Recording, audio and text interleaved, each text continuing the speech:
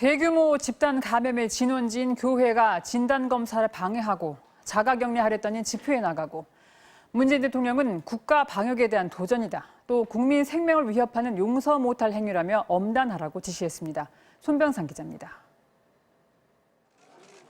문재인 대통령이 방역 수칙을 어긴 채 강행된 8.15 광화문 집회를 직접 언급했습니다.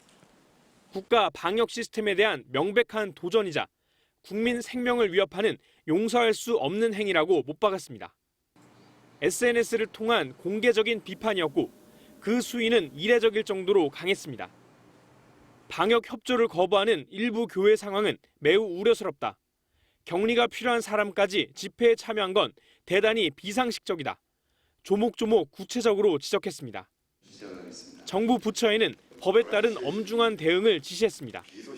방역에 방해하는 일체의 위법 행동에 대해서는 국민안전보호와 법치 확립 차원에서 엄단할 것. 코로나 저지를 위해 정부와 지자체는 범국가적 역량을 총동원해달라고 주문했고 교회를 포함한 일반 국민들에게는 방역 수칙을 지켜달라고 재차 당부했습니다. 지난 2월 신천지 집단 감염 사태 이후 다시 한번 방역 성패를 가를 수 있는 중대한 고비라고 인식한 겁니다. 특히 인구가 가장 밀집한 수도권에서 최근 확진자가 집중되고 있기 때문에 이 확산세가 전국으로 퍼지기 전에 조기 진압해야 한다는 게 정부의 판단입니다. 치료와 접촉자 관리에도 문제가 발생할 수 있습니다.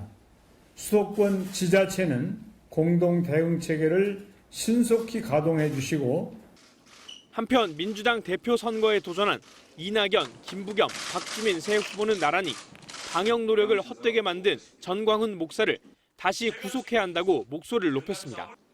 MBC 뉴스 손병산입니다.